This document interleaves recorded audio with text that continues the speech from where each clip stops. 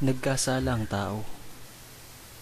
Ang ahas ang pinakatuso sa lahat ng hayop na nilikha ni Yahweh. Minsan tinanong nito ang babae, totoo bang sinabi ng Diyos na huwag kang kakain ng anumang bungang kahoy sa halamanan? Tumugon ang babae, hindi naman. Ipinakakain sa amin ng anumang bunga sa halamanan. Huwag lamang ang bunga ng puno na nasa gitna niyon. Pag kami raw ay kumain ng bunga nito o humipo man lamang sa punong iyon, mamamatay kami. Hindi totoo yan. Hindi kayo mamamatay. Wika ng ahas.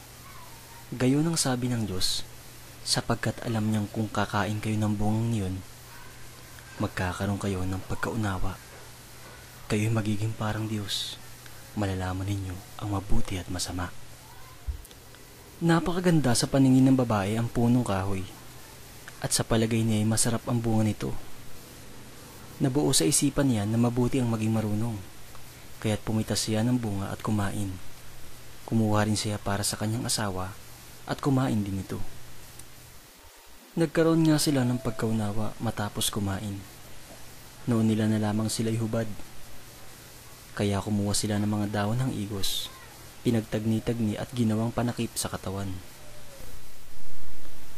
Pagdadapit hapon, narinig nilang naglalakad sa halamanan si Yahweh, kaya't nagtago sila sa kahuyan. Dapwa tinawag ni Yahweh ang lalaki at tinanong, "Nasaan ka naroon?" "Natakot po ako nang marinig ko kayong nasa hardin. Nagtago po ako, sapagkat ako'y hubad," tugon ng lalaki. "Sinong may sabi sa iyong hubad ka?" tanong ng Diyos. "Bakit? Kumain ka ba ng bungang pinagbabawal ko?"